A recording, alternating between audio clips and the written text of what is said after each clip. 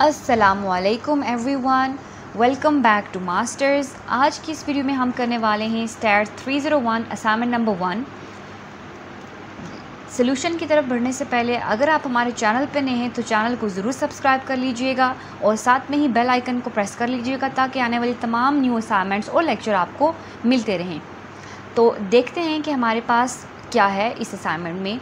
ये असाइनमेंट आपके lecture number 10 से लेकर लेक्चर नंबर 13 तक इंक्लूड है और लेक्चर नंबर 12 और 13 में से ही ये दो क्वेश्चन जो है इन्होंने निकाले हैं। अभी तो मैं आपको असाइनमेंट बहुत अच्छे से समझा दूंगी, अगर फिर भी आपको समझ नहीं आती तो आपने ये लेक्चर्स वॉच कर लेने हैं।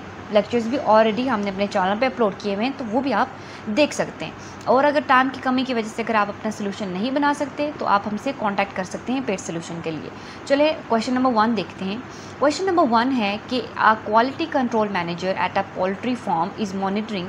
सिंपल ये है कि एक मैनेजर है, उसने रैंडमली एक पोल्ट्री फार्म से 20 एग्स जो हैं पिक किए, ठीक है। उनका जो वेट है ग्राम्स में, यहाँ पर हमें 20 एग्स का वेट जो है बता रही, ठीक है। 65, 68, 60 अप टू 70, 67, राइट। ये आपके पास एग्स के वेट हैं, ठीक है। 20 एग्स हैं टोटल और ये उनके वेट हैं। और इन्होंने हमें कहा हुआ है कि आपने फाइंड करनी है कोफिशिएंट ऑफ वेरिएशन। सबसे पहले तो आपको पता होना चाहिए कि कोफिशिएंट ऑफ वेरिएशन का फॉर्मूला क्या है। तो कोफिशिएंट ऑफ वेरिएशन को CV से डिनोट करते हैं और इसका फॉर्मूला है standard deviation divided by mean multiply by 100। ये आपके हैंडआउट्स में भी है, पेज नंबर 88 पर ये आपके पास कोफिशिएंट ऑफ वेरिएशन का फॉर्मूला भी है, ठीक है। आप यहाँ से देख सकते हैं। अब अगर क्वेश्चन को देखें तो ना तो हमें स्टैंडर्ड डेविएशन मालूम है और ना ही हमें मीन मालूम है। तो इसका मतलब है कि सबसे पहले जो चीज़ें रिक्वायर्ड हैं हमें वो कैलकुलेट करनी है। तो यहाँ पर सबसे पहले मीन कैलकुलेट किया जाएगा और मीन को कैलकुलेट करने का फॉर्मूला सिंपली यही है कि आपने तमाम जो वैल्यूज़ हैं उनको ऐड कर देना है। सम ऑफ एक्स, ये सारी जो वैल्यूज़ हैं हम इनको एक्स कंसीडर करेंगे। Sum of x divided by n, मतलब कि टोटल जितनी वैल्यूज़ हैं उससे हमने डिवाइड कर देना है। और यहाँ पर हमारी जो सारी वैल्यूज़ थी हमने उनको ऐड किया और टोटल हमारे पास 20 एक्स थे, मतलब 20 वैल्यूज़ थी, इसलिए हमने 20 से डिवाइड कर दिया। इसको आपने ख़ुद भी एक बार कैलकुलेट कर लेना है, लेकिन मैंने जो भी कैलकुलेशन किया है वो जो है 100% करेक्ट है। लेकिन फिर भी अगर कोई नंबर आगे पीछे हो गया तो आपने ज़रूर चेकआउट करना है, ठीक है। ये आपको मैं समझाने के लिए ही असाइनमेंट बनाई गई है, ठीक है। उसके बाद हमारे पास जो मीन आ गया वो 64.95 आ गया। अब जो नेक्स्ट चीज़ है, हमें स्टैंडर्ड डेविएशन फाइंड करनी है। स्टैंडर्ड डेविएशन को हम इससे भी डिनोट करते हैं और एस से भी डिनोट करते हैं, ठीक है। अब स्टैंडर्ड डेविएशन के बहुत सारे फॉर्मूलाज हैं, आपके हैंडआउट्स पे भी 2 मेंशन है, ठीक है। और बेहतर यही है कि स्टैंडर्ड डेविएशन की जो 2 फॉर्मूलाज आपके हैंडआउट्स पे मेंशन हैं आप वही यूज़ करें, ठीक है। अगर आपके पास जो है ग्रुप डाटा होगा तो ये sum of f x minus x bar ये वाला फॉर्मूला यूज़ होगा। अगर आपके पास अनग्रुप डाटा है तो आपके पास सिंपली ये वाला फॉर्मूला यूज़ होगा और दूसरा फॉर्मूला ये शॉर्टकट फॉर्मूला है और ये दूसरा स्टैंडर्ड डेविएशन का अपना फॉर्मूला है, ठीक है। इनमें से आप कोई भी फॉर्मूला इस्तेमाल कर सकते हैं, ठीक है। उसके अलावा अब देखें फॉर्मूले के हिसाब से अब हमें क्या क्या चीज़ें रिक्वायर्ड हैं। सबसे पहले तो एक्स मीन, हमें मीन्स जो मीन है वो तो हमें मालूम है 64.95 है। अब हमें जो कैलकुलेट करना है वो है एक्स माइनस एक्स बार का स्क्वायर। तो पहले x माइनस एक्स बार कैलकुलेट कर लेते हैं, उसके बाद वो कैलकुलेट करने के बाद हम उसका स्क्वायर ले लेंगे। तो अब हमारे पास x क्या था, बारी बारी जो तमाम हमारे पास x की वैल्यूज़ थी हमने उनको देखना है। सबसे पहले तो 65 वैल्यू थी, राइट, उसको हमने माइनस कर देना है 64.95 से, क्योंकि मीन हमारा 64.95 था। जब इनको हमने माइनस किया, माइनस करने के बाद हमारे पास इसका जो है 0.7 आई थिंक बन जाएगा और उसको हमने उसका स्क्वायर भी लेना है। ये स्क्वायर लेने के बाद मैंने यहाँ पर एक और कॉलम बनाया जिसमें ये स्क्वायर लेने के बाद की वैल्यूज़ मैंने यहाँ पर लिखी हुई हैं, ठीक है। स्क्वायर लेने के बाद कैलकुलेशन करने के बाद आई होप सो आपको समझ आ गई होगी, नहीं समझ आई तो फिर आपको रिपीट कर देती हूँ कि x में से हमने जो है x बार को माइनस करना है, ठीक है। माइनस करने के बाद हमने उसका स्क्वायर ले लेना है। स्क्वायर लेने के बाद ये सारी वैल्यूज़ मैंने यहाँ पर लिख देंगे, ठीक है।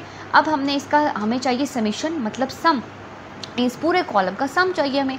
तो ये जब हमने सम किया तो मेरे पास आ गया 601.92, ये मेरी वैल्यू आ गई, ठीक है। अब ये मैंने ऊपर वाली साइड पे लिखी।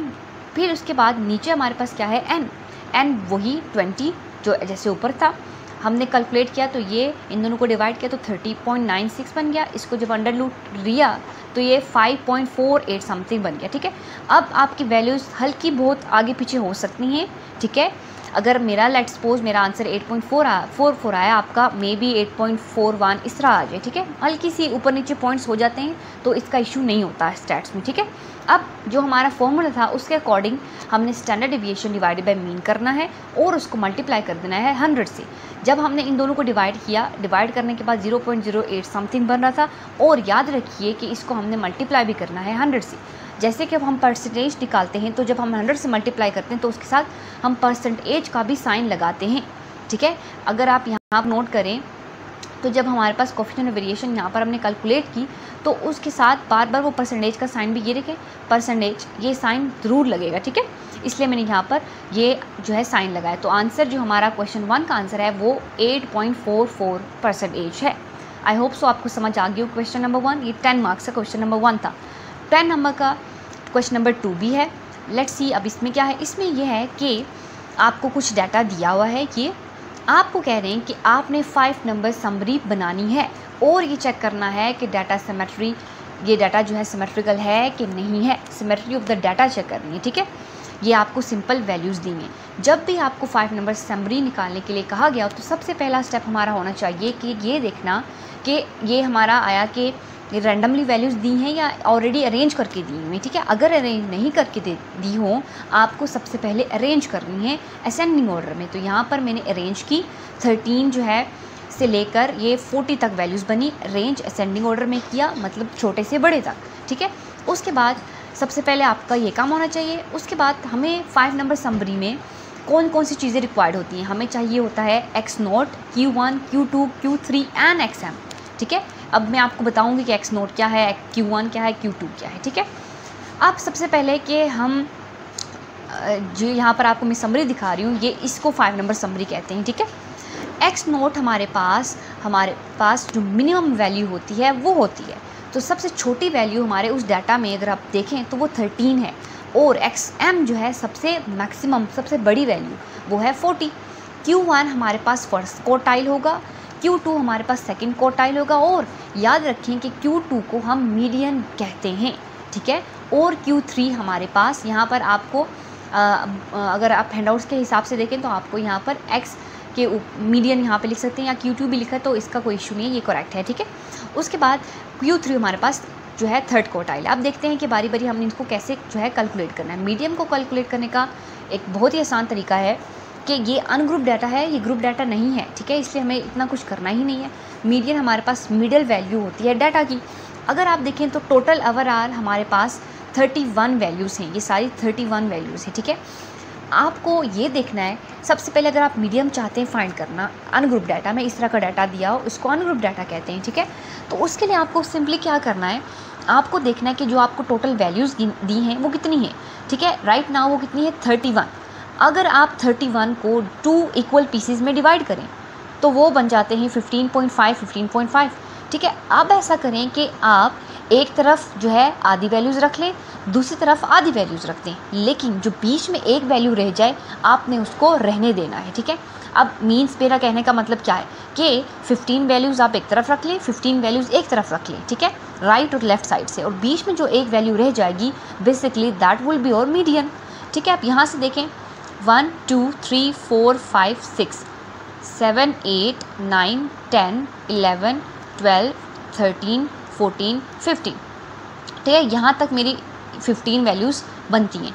ठीक है, यहाँ पर मैं इसको जो है हाईलाइट भी कर लेती हूँ ताकि आपको सही करके नज़र आए। वापस रिपीट कर देती हूँ, 15 वैल्यूज़ हमने काउंट करनी है। 2 4 6 8 10 12 और ये रही 14 और 27 तक हमारे पास बन जाएंगी कितनी वैल्यूज़, 27 तक हमारे पास बन जाएंगी 15। ये हमारी जो है लेफ़्ट साइड से किया हमने। अब राइट साइड से अगर हम देखें तो 1 2 3 4 5 6 7 8 9 10 11 12 13 14 15 16।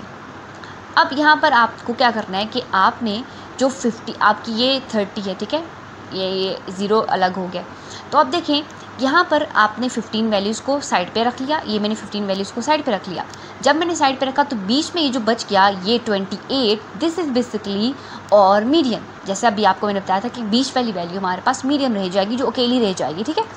नेक्स्ट हमारे पास है क्वार्टाइल 1, मतलब फर्स्ट क्वार्टाइल Q1।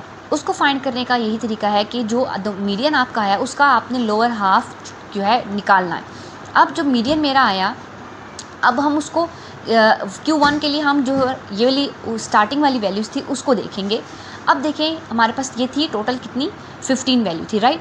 अब आपने 15 का हाफ कर लेना है, 7 7 अलग कर लें और बीच में जो एक वैल्यू होगी उसको आपने रहने देना है। तो ये 1 2 3 6 7 ये मैंने अलग रख दी, ठीक है, ये अलग रख दी ऐसे कर कर।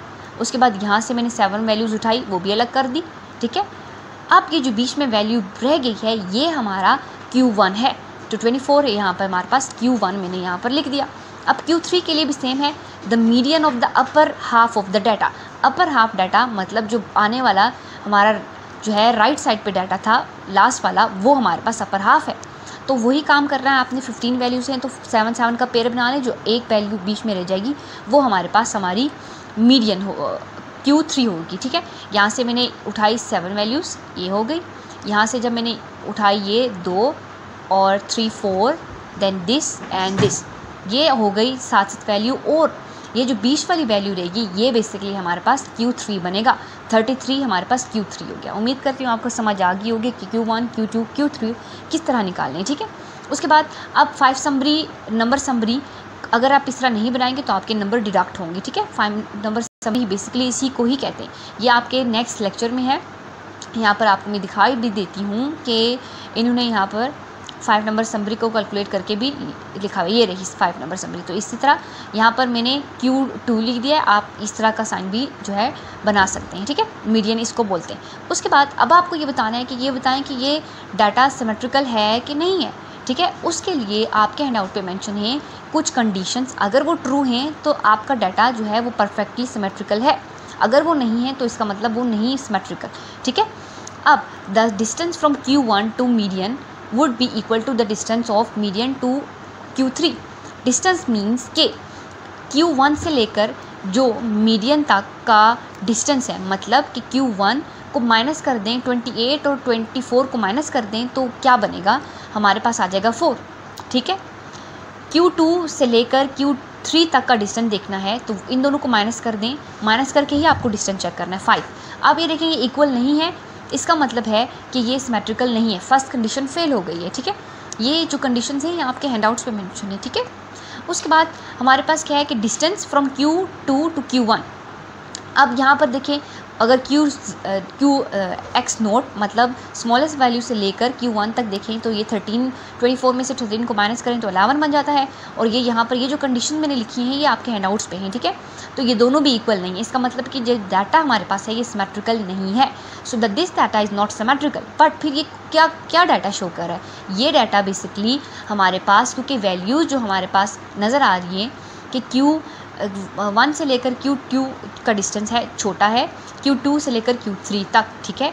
और यहाँ पर हमारे पास जो X0 है उससे लेकर Q1 तक डिस्टेंस बड़ा है और Q3 से लेकर SM मतलब स्मॉलेस्ट वैल्यू का डिस्टेंस कम है। तो ये डाटा जो है बेसिकली एक स्लाइटली पॉजिटिवली स्क्यूड होगा, इसको हम ये कहेंगे। एंड पे आपने ये लिख देना है कि सिमेट्रिकल नहीं है, ये स्लाइटली पॉजिटिवली स्क्यूड है। अब यहाँ पर मैं आपको हैंडआउट पे भी मेंशन करवा देती हूँ, यहाँ पर दिखा देती हूँ कंडीशंस 5 नंबर समरी की, ठीक है।